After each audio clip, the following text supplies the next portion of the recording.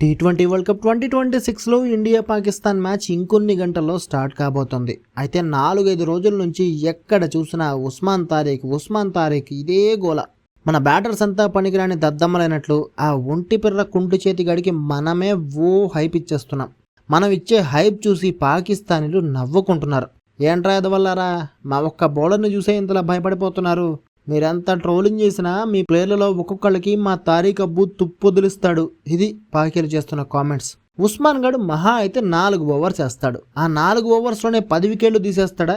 ఏమో, రేపు మ్యాచ్లో వాడి బౌలింగ్లోనే మన బ్యాటర్లు రెచ్చిపోయి రన్స్ కొట్టచ్చు, లేదంటే నిజంగానే ఒకళ్ళిద్దరు అవుట్ అవ్వచ్చు. కానీ 8 మంది బ్యాటర్లు ఉన్న టీంలో 2 వికెట్లు పోతే కొలాప్స్ అయిపోతుంది ఆ టీం అంతా.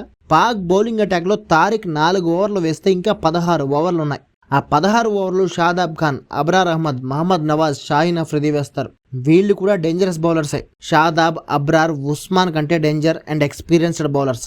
6 లెఫ్ట్ హ్యాండ్ బ్యాటర్లు ఉన్న మన టీంకి లెఫ్ట్ హ్యాండ్ పేసర్ అన్న షహీన్ షా అఫ్రిది కూడా డేంజరే. సో అన్ని మ్యాచ్ల్లాగా ఈ మ్యాచ్ కూడా రెడీ అయితే చాలు. అంతేగాని ఎవరో ఒక్క బౌలర్కి సూపర్ హైప్ ఇవ్వాల్సిన అవసరం లేనే లేదు.